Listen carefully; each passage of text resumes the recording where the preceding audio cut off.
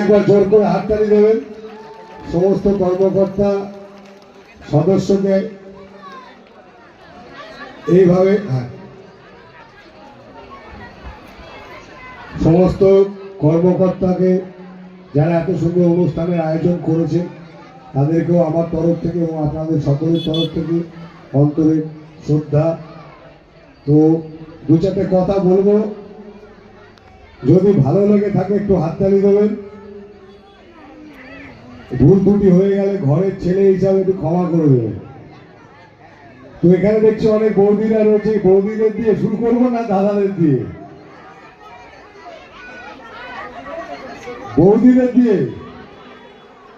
আচ্ছা দিদি, ইয়াং বন্ধুরা যারা রয়েছে কাদের থেকে শুরু করব? একজন বলছে দাদা, একজন বলছে বৌদি। ঝামেলা পাকিয়ে লাভ নেই, আমি আমার জীবনের অভিজ্ঞতা দিয়ে শুরু করি।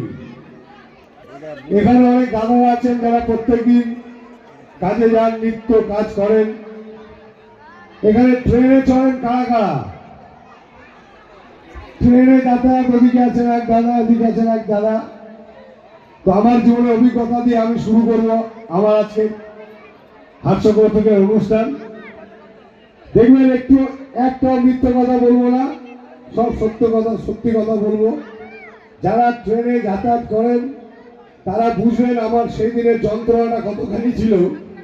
যেদিন আমি প্রথম টালিগঞ্জে যাব বলে ট্রেনে চেপেছিলাম। আমাদের মেন লাইনে, আমার বাড়ি ঠিক সোদপুর আর খড়দার ঠিক মাঝ বরাবর একটা জায়গা, ঠিক মাঝখানে। তো সকালবেলা ঘড়িতে তখন বাজে প্রায় 10টা। আমি চিন্তা করেছি আজকে প্রথম ট্রেন ধরে শিয়ালদা যাব, শিয়ালদা থেকে আবার ট্রেন ধরবো, টালিগঞ্জ নামবো। তো দেখুন আমার অভিজ্ঞতাটা কেমন ছিল, আপনারা একটু মিলিয়ে নেবেন। সকালবেলা 10টার সময় যে প্ল্যাটফর্মে পৌঁছেছি, দেখি কালো কালো মাথায় ভর্তি বৌদি।